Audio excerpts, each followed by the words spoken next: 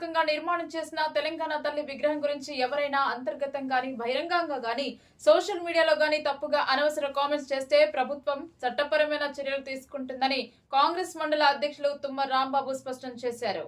ఇంత చక్కటి రూపకల్పన చేసిన తెలంగాణ రాష్ట్ర ప్రభుత్వానికి అశ్వారావుపేట మండల కాంగ్రెస్ పార్టీ తరపున ధన్యవాదాలు తెలియజేస్తున్నామన్నారు. గత ప్రభుత్వంలో ఏర్పాటు చేసిన తెలంగాణ తల్లి విగ్రహాల గురించి మేము మాట్లాడటం లేదని, ఇప్పుడు తెలంగాణ రాష్ట్ర ప్రభుత్వం ఏర్పాటు చేసిన తెలంగాణ తల్లి విగ్రహాల గురించి అనేక మంది అవాకులు చవాకులు పేలుతున్నారని, మీరు గత 10 సంవత్సరాలలో చేయలేని అనేక పనులు ఒకే ఒక సంవత్సరంలో చేసి చూపించిన ఘనత కాంగ్రెస్ పార్టీకి దక్కుతుందన్నారు.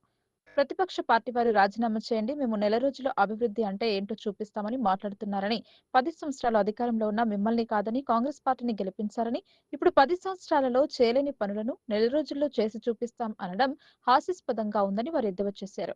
ఇకనైనా ఇటువంటి విమర్శలు మానుకోవాలని హితవు పలికారు. ఈ విలేకరుల సమావేశంలో సుంకవల్లి వీరభద్రం, జూపల్లి ప్రమోద్, చిన్నం శెట్టి సత్యనారాయణ, నండ్రు రమేష్, గుర్రాల శ్రేణు, అప్పలరాజు, ముత్తయ్య తదితరులు పాల్గొన్నారు.